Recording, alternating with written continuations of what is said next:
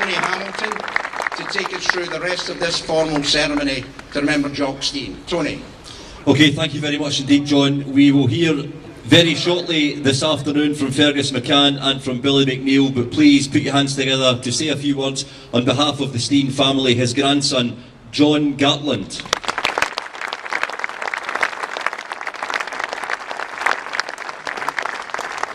Firstly, I'd like to say thanks to John Reid for the kind words.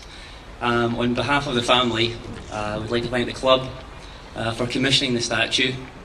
Also special mention to Ian Jameson for all his help throughout the process. Special mention to John McKenna, the sculptor, who we believe has put together an excellent representation in the statue, especially given he only had old photographs from the 60s and some video stills to work with. And finally, we hope that all football fans visiting Celtic Park enjoy viewing the statue and hope that it serves as a reminder of the great achievements that our grandfather brought not just to Celtic, not just to Scotland, but to British football. Thank you. Thank you very much indeed to Jock's grandson, John Gatland. If I can have a quick word with the first ever captain to lift the European Cup, we'll ask Billy McNeill. Billy, we've got brother Walfrid here and we've got Jimmy Johnson. I suppose it's only right that we've got Jock Stein here also. Oh, undoubtedly. You know, the two names you mentioned were absolutely brilliant. Didn't see the first one, but certainly saw Jimmy. But Jock, I think, as far as I'm concerned, is really instrumental in for what this club is and how great it has been. And wonderful. I remember the time when he came to my mother and father's house in Bellshill to sign me, and you know, my mother said a kind of stupid thing to him. She says, "You can do what you want with him, Mr. Stein." And sometimes I paid for that, to be quite honest with you. But marvellous man. Boys will tell you that at any given time he was the man that made this club what it is today. And a fantastic turnout as well today to pay tribute to him. Absolutely brilliant, because he was a magnificent man, magnificent manager, real Celtic man. The Celtic was very, very important to Jock. Great with players, absolutely different class. Mind you, if you stepped out of line with him, he didn't come across as being so great then, you know.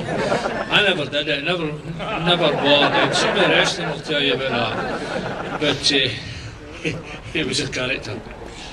Okay, ladies and gentlemen, Billy McNeill. And if we can ask former Chairman Fergus McCann to step forward. Obviously, Fergus, you were involved in the building of this, building of this stadium as it is today, and the Jock Stein stand back in the mid-1990s. Well, yes, Tony. First, I'd like to say thank you to all the supporters who've come today.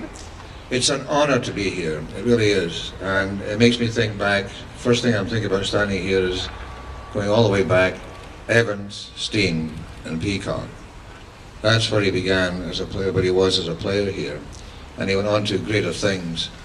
And then I think about the time being here in 1996, 95, 96, we built the stadium, and of course now what it means is that the going out there with his Jean, his widow,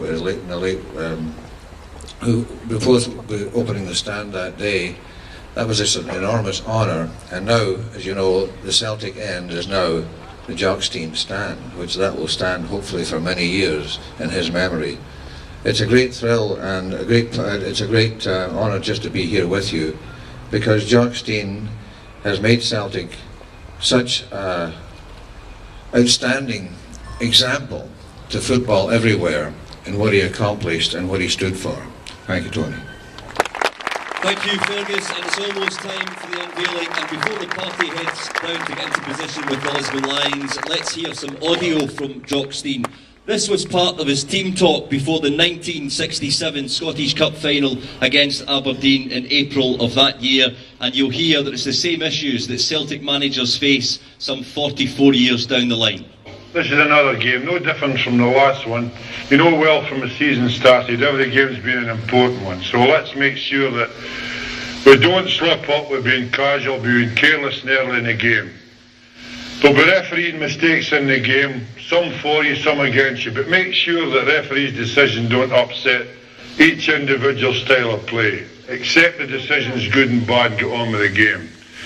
This can be a year that every one of us can remember, so let's make sure that each player helps each other.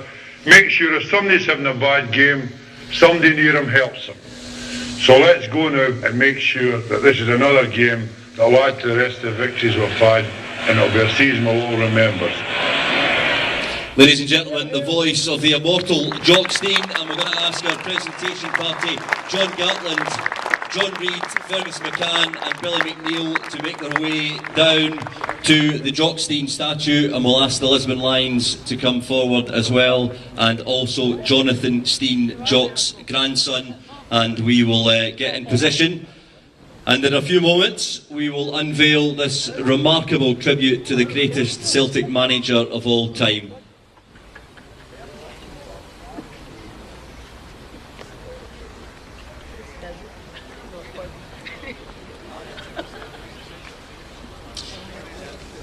And you can help us out with a quick countdown. We'll start from 10, 9, 8, 7, 6, 5, 4, 3, 2, 1.